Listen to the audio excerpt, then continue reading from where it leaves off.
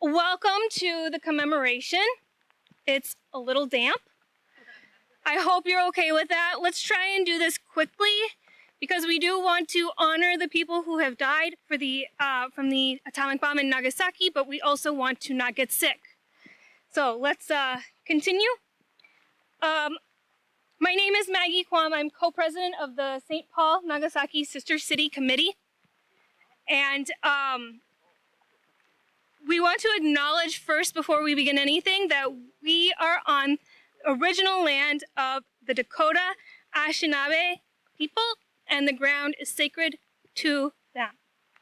We are remembering an event that happened 76 years ago in 1945.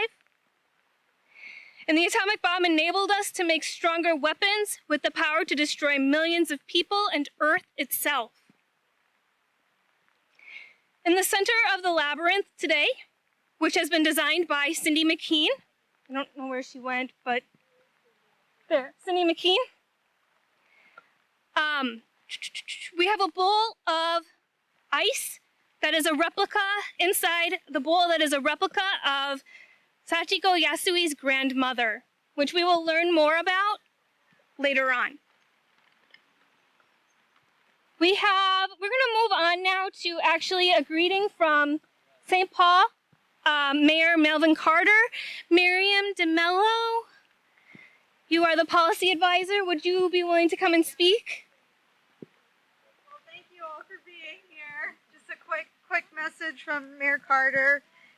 He wanted to be here today, but unfortunately his schedule, just a lot of stuff happening around the city. So I have a proclamation here. I will get you another copy that is drier, but I'll get you a duplicate original from the mayor. Whereas today we commemorate another year of our sister city relationship with Nagasaki, Japan, and are grateful for our historical exchange of connection and culture between our two cities, which bridge the seas and world between us.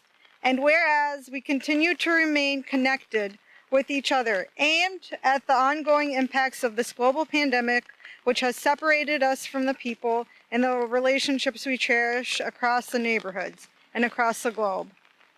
And whereas the symbol of our lasting friendship, such as the Constellation Earth sculpture in the Nagasaki Peace Park, and the gift of the cherry trees at our Como Park are lasting symbols and lasting reminders of our commitment to stability and harmony. And whereas we mark the 76th year since the Nagasaki bombing and share the stories and history of those whose lives were forever changed by that tragic event, let us reconnect ourselves and recommit ourselves to friendship and unity. Whereas all of us here in St. Paul stand together physically distant but spiritually connected in our fight for human dignity, our fight for harmony, and our fight for peace across the entire globe.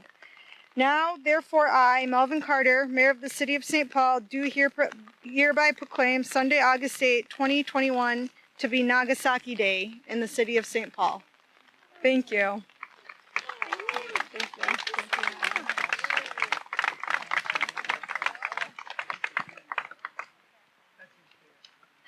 Thank you, Miriam DeMello. Thank you so much. Tonight with us, we also have people who have peace ribbons. I don't know if you're comfortable opening them at this point, but we do have members who have made peace ribbons. And we'd like to thank Karen Levad for leading that effort. And are we going to do On That Summer Day? Sure. Are you sure?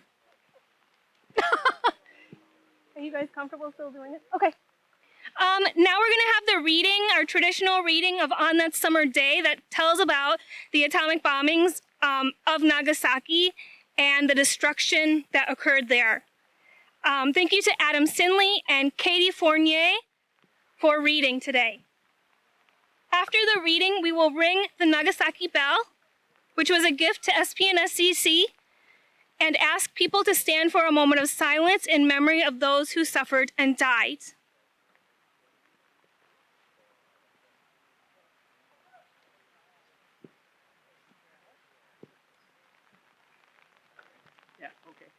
Just pretend that this is a microphone. I am the town of Nagasaki. I have always opened my arms to newcomers. Century after century, this has been my expression of love. April 9th, 1945. A clear sky. Puffs of white cloud drift high overhead. Another hot summer day. The huge old camphor trees are rich with leaves. Their branches vibrate with the cries of cicadas and sway with passing breezes. And in their cool shade, an elderly woman plays with her grandchild. It's summer vacation, and the schools are closed. The air raid alarm was lifted, and so the children are playing, some at home, some on sidewalks, yards, playgrounds, and in front of air raid shelters. Others are splashing in ponds and streams, clad only in their underwear. The war continues, but it's quiet in Nagasaki. Adults have gone off to work, and teenagers are working as mobilized laborers in factories. A large number of medical students are attending a lecture at college. Young mothers are coddling their infants or giving them milk. At 11 o'clock on this tranquil summer morning, glancing up, people see great patches of blue sky amid the clouds, and just then a single airplane appears. Looking down from an altitude of 33,000 feet, the crew caught a glimpse of Nagasaki between a crack that opened up, just there, in the sea of clouds. Then the B-29 boxcar, imitating the Enola Gay that flew to Hiroshima, dropped the second atomic bomb. The atomic bomb, nicknamed Fat Man, plunges downward towards the city of Nagasaki, where people are spending a calm summer day, knowing nothing of what is about to happen. 11:02 a.m. Flash! A blinding light, brighter than the sun, envelops the city of Nagasaki. And in an instant, everything in the hypocenter area disappears from the face of the earth. Boom! Crash! A thunderous blast shakes the city, crushing people, animals, buildings, and trees, and everything else under a ferocious shockwave. In the wake, the city is strangely quiet. Tens of thousands of people are already dead, killed instantly by the flash, the heat, and the blast. Thousands more lie motionless in the rubble, horribly injured, dying, not knowing what on earth happened. The noon sky is as dark as dusk, and the sun hangs in the sky like a reddish-black ball. Everything on the ground has been torn apart and scattered. An entire neighborhood has vanished. A tremendous mushroom cloud climbs up in the sky and casts a dark shadow over the earth. And then, all at once, tongues of fire begin to dart amid the debris. Soon the whole neighborhood is engulfed in a sea of fire, and the victims trapped under the debris, and the victims suffering from terrible burns, are all burned alive. Groans and whimpers and cries for help echo in the air tainted with ash, dust, and soot, and with an invisible but deadly radiation. It is a living hell on earth, never seen before by human eyes. It hurts so much. I'm afraid. Mother, where are you? Please help me, my arms, my legs. It's hot. It's so hot. Water. Please give me some water. People with terrible burns, covered in blood, stumble naked through the dark smoking rubble, trying to flee to safety. Excuse me. Overwhelmed by heat and thirst, they throw themselves into rivers, ponds, and rice paddies and die piled upon another amid the churning fire and smoke, and here and there showers of black rain. Fathers, mothers, sisters, brothers, grandparents, children and babies all die, torn apart, contorted with pain. Churches, hospitals, schools, factories are all destroyed. Teachers, nurses, students, hundreds of foreigners are all dead. Horses, cows, beloved dogs and cats, birds and insects have all died too. And even the people who were lucky enough to escape die one after another due to radiation exposure, or live to suffer the late effects to this very day. Can you believe that the lives of tens of thousands of people, their lives, their dreams, their hopes, could be snuffed out in an instant by the explosion of a single bomb? Everything has changed as a result of the invention of the atomic bomb. Now human beings can eradicate instantly all the life prospering on this beautiful planet. War springs from a spirit of hatred and conflict. Atomic bombs were born from a spirit of fear and doubt. But human beings are also capable of love, trust, understanding, and tolerance. It is this spirit of love that will bring world peace and that will make atomic bombs unnecessary. I am Nagasaki. I open my arms and accept with a smile and a prayer. My wish is a wish for a peaceful world without nuclear weapons. I have taken the pain and grief of the atomic bombing and turned it into love. Oh, people of the world, will you join me in this love? love?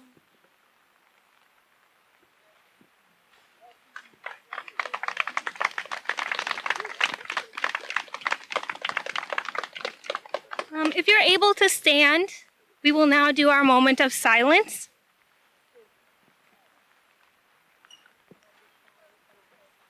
Oh, followed by Sadako's song by Barb and Shar.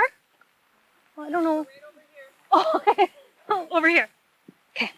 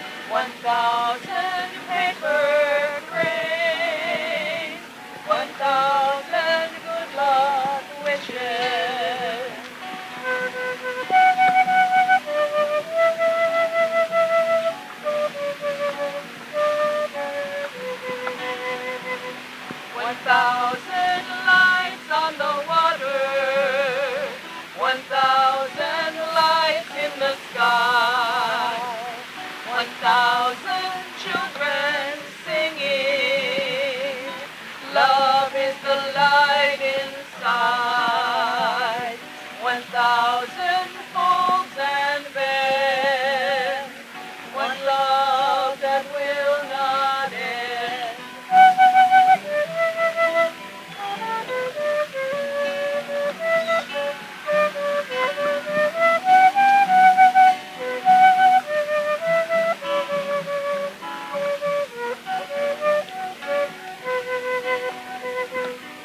This is our cry, this is our prayer, peace to the world, peace.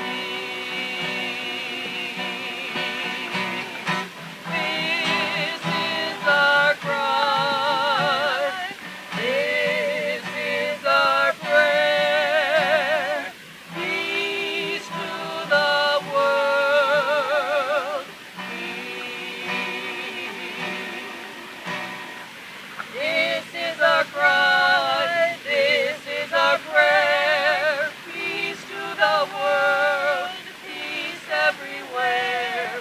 This is our cry, this is our prayer, peace to the world,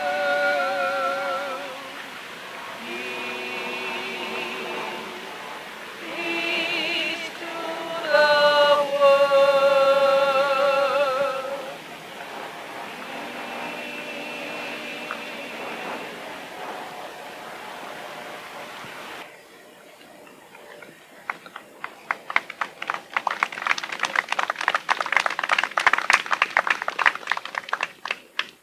In 2005, the Nagasaki Peace Memorial Hall sent Sachiko Yasui, Hibakusha, or somebody who survived the atomic bomb in Nagasaki, to Minnesota. There she shared her story of survival, and that story fascinated Karen Stelson, who has written 2 books on Sachiko's story. The first one is aimed at an older audience, a Sachiko, a Nagasaki bomb survivor story. And the second one, called A Bowl Full of Peace, for younger readers. She is here today to talk a little bit about her books and maybe do a reading. Thank you, everyone. Thank you for coming and staying and getting wet. I want to thank my dear friend Sachiko Yasui, Hibakusha, Nagasaki Hibakusha, and Peacemaker. I think of her every day, but more so today. Before I came, I also have a grandmother's bowl, a replica of Sachiko's grandmother's bowl that was pulled out of the earth without a chip or crack after the bombing of Nagasaki. And before we all came, I filled my bowl with ice. And I know when we go home that ice will be melted and it will be the cool water for life and a remembrance of all that had happened and a prayer for world peace. I do want to do a reading of A Bowl Full of Peace, but I am going to not do that reading by myself. I have my good reading partner here, Oliver Verrett, and he is his whole family is here. His grandparents, Barb and Mike. He's back there. Back there. Dad, Paul, and Carol, who is my brilliant editor at Carol Rhoda Books, Learner Publishing Group. And we work together to publish both Sachiko's stories and Carol Arigato. Arigato, Also today is Oliver's 11th birthday. So he has spent his time with us here. One last thing before we do our reading. I want to teach you one Japanese word that you will hear all the way through this story. It is itadakimasu. If you could say that in your mind to yourself, itadakimasu. That sounds pretty good. When you hear that, and Oliver and I will say that together, will you also say it quietly to yourself? Press your hands together and just bow itadakimasu. It means we humbly receive this food. But as we read that story, you'll see that that word has greater and greater meaning, as well as grandmother's bowl. We're going to say nice and loud. Slowly. I wish you could see the pictures. Our wonderful artist, Akira Kusaka from Japan, made this story absolutely meaningful and gorgeous. Here we go. No one knows how old grandmother's bowl is. No one remembers who made it. No one can count how many times the bowl has passed from mother to daughter. But everyone knows grandmother's bowl is precious. The city of Nagasaki sits along the Sea of Japan. Mountains rise up around the harbor, and houses made of wood with paper windows dot the hillside. On hot afternoons, Sachiko and her brothers Aki and Ichiro chase dragonflies as cicadas buzz their summer song. In the evening, Sachiko's family gathers together. Mother places grandmother's bowl in the middle of the low table. As always, the bowl offers good things to eat: squid, eel, octopus, and udon noodles. Sachiko and her family press their hands together and bow their heads. Itadakimasu. As Sachiko grows older, the sounds of war come to Nagasaki. The clanging of hammers building torpedoes, the marching of soldiers training for battle, the cries of those whose husbands, fathers, and brothers have been killed in the fighting. War for Sachiko means less and less of everything. Now, grandmother's bowl offers only bits of mackerel floating in broth. But the family is still together. Even Sister Misa and little Toshi learn to press their hands together, Itadakimasu. The sound of war grow ever closer. The grunts of boys and girls digging air raid shelters into hillsides. The wail of air raid sirens echoing through the city. The rumbles of enemy bombers flying overhead. Sachiko is eager to start school, but after the first day, the school closes. Too dangerous, says the principal as he looks up into the sky.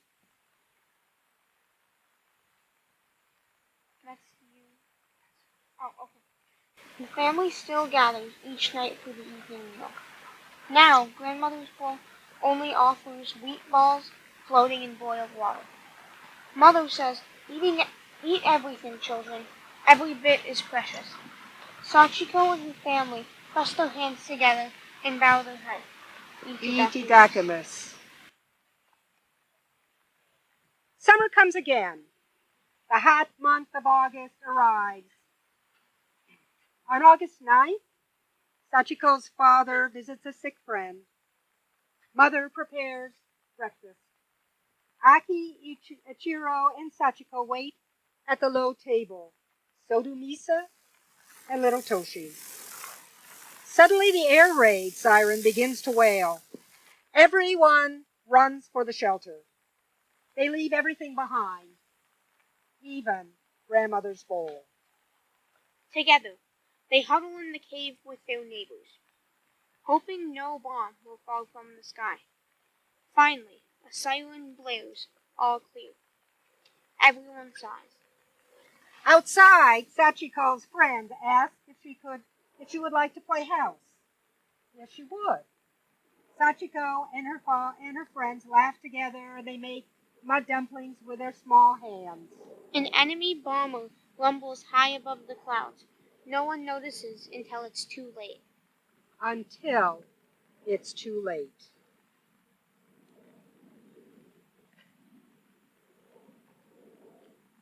Sachiko looks around her. What happened?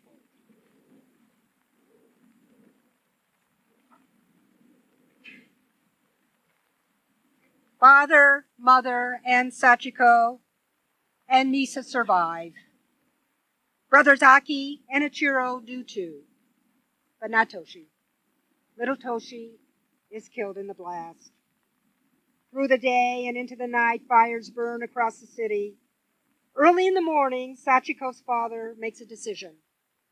We must leave Nagasaki. A train is coming to take us away. Take us away from the city. We must go now. Follow me. Everywhere, people are shuffling. I'm so thirsty, voices whisper. Water, please. Please, water. In a small hospital away from Nagasaki, Sachiko's brothers are now very sick, and no one understands why. No one understands it's because of the radiation from the bomb. Aki dies, then Ichiro dies. Sachiko and Sister Nisa become ill. So do mother and father. Ice chips help soothe their burning throats, but nothing can stop the pain, not even the end of the war. 2 years pass before Sachiko's family returns to Nagasaki. Sachiko's father digs through the rubble that was once their home. Something glimmers in the dust. Something green and shiny. Grandmother's bowl! It has survived without even a chip or crack. Everyone in Sachiko's family has touched this bowl.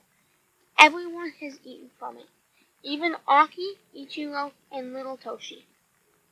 At their evening meal, Sachiko's mother places the precious bowl in the middle of a wooden crate. Sachiko and her family press their hands together and bow their heads.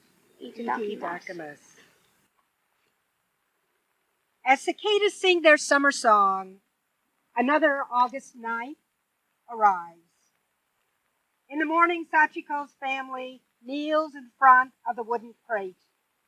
This time, Sachiko's mother fills grandmother's bowl with ice. Sachiko's mother speaks softly. We must never forget what happened on this day. Remember how a chip of ice eased our thirst. Remember all who died. We must pray that such a terrible war never happens again.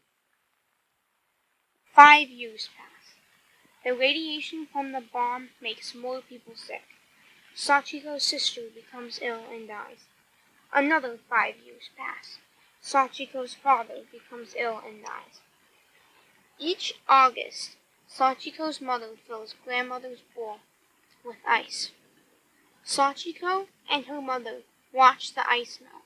Together, they remember what happened. Together, they pray for peace.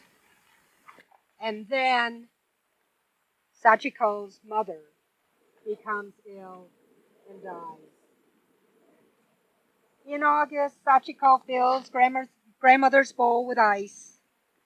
She bows her head as the ice melts. That's me, right?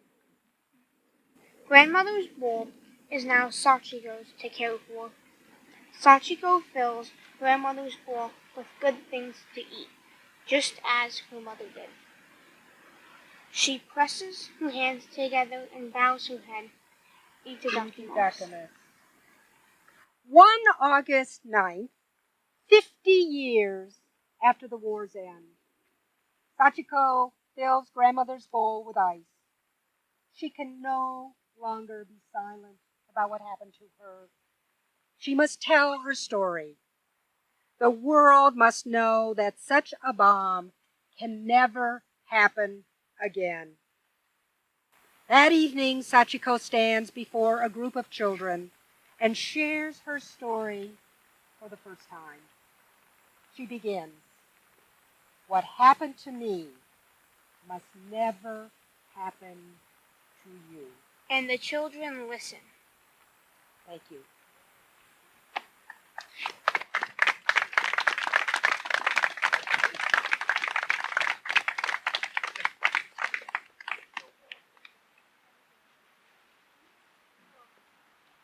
Okay.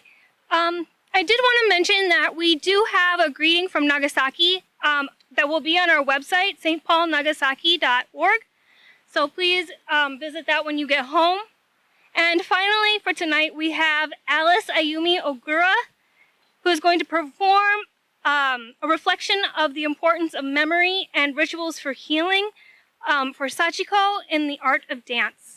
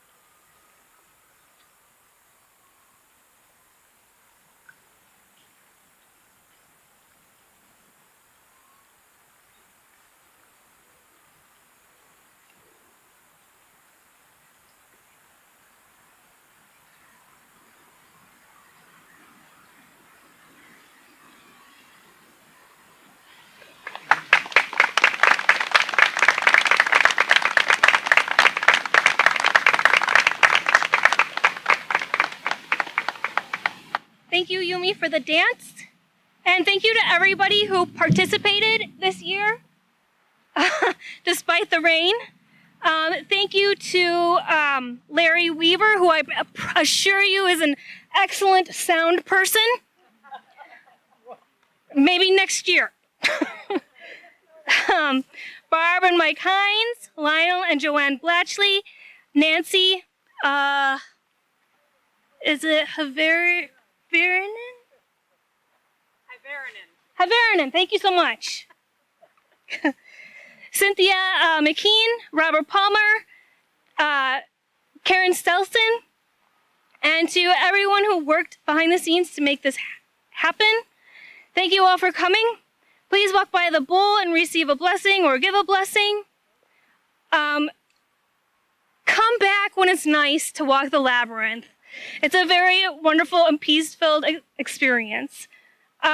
Next Sunday, please join SPNSCC for a scaled-down mini Obon Festival at Como Park. It'll start at 6 p.m. and the lanterns will then be floated from the Japanese garden to the frog pond in the evening. The ceremony has been videotaped and will be available on YouTube under Nagasaki Commemoration 2021, St. Paul. Thank you so much for coming.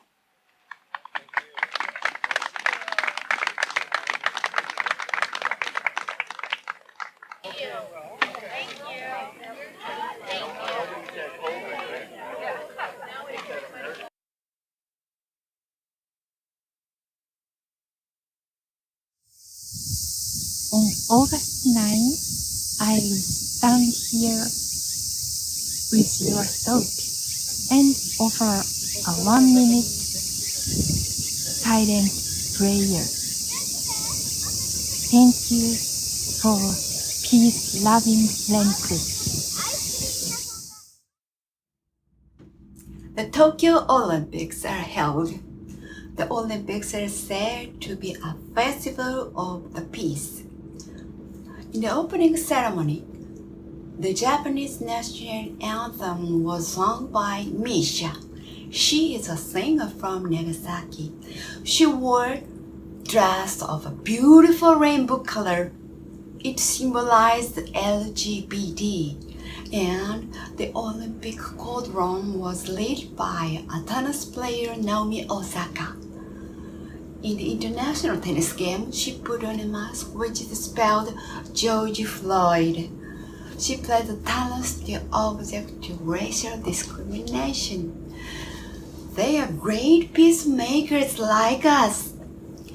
And congratulations, Sonisa Lee won a gold medal by women's gymnastics.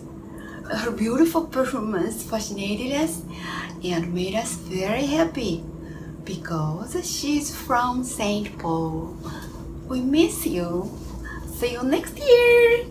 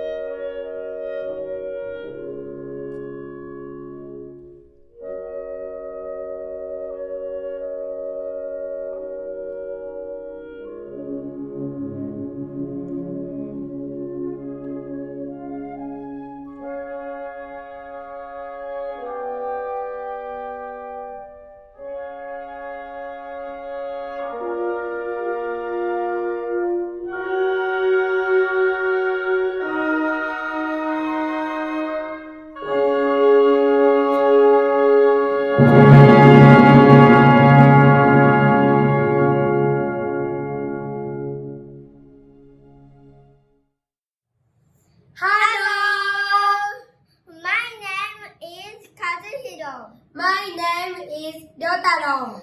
We live in Nagasaki. We are playing it for world peace.